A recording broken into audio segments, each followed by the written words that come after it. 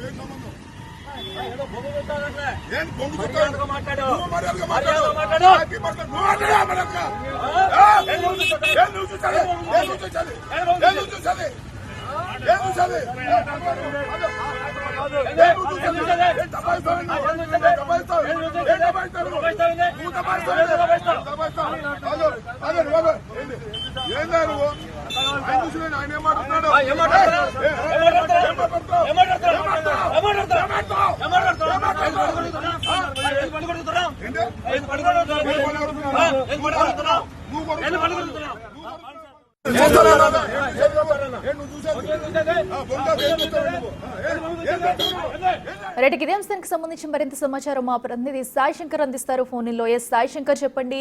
అటు అంబటి రాంబాబు అయితే పోలీసులపై రెచ్చిపోయిన తీరైతే మనం చూస్తున్నాము. అయితే వెనుపొట్టు దినోత్సవానికి వెళ్లనందుకే ఈ ఘర్షణ అంతా జరిగిందా? పూర్తి డీటెయిల్స్ ఏంటి?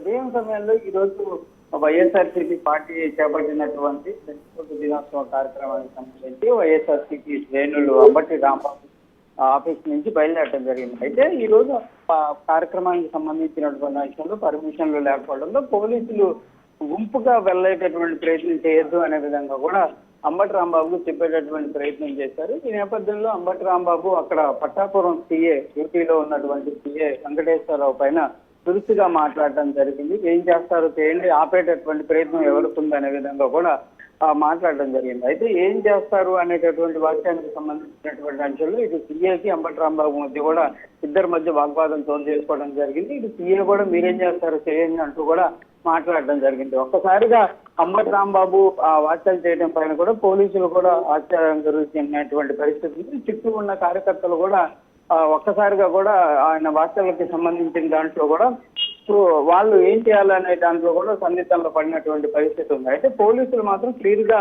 అక్కడ గుంపుగా వెళ్ళొద్దు అనే విధంగా మేము చెప్పడం జరిగింది, కానీ మేము ఎలాంటి వ్యాఖ్యలు చేయలేదు అనే విధంగా వాళ్ళైతే వివరణ ఇస్తున్నారు.